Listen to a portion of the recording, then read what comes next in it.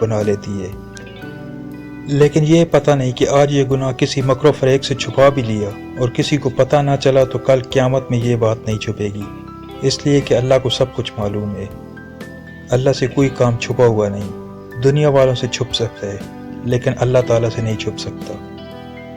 और अल्लाह के आखिरी नबी हजूर हज़रत मोहम्मद सल्लल्लाहु अलैहि वसल्लम ने इसका अज़ाब बता दिया कि ऐसी औरत सीने के बल जहन्नम के अंदर चलेगी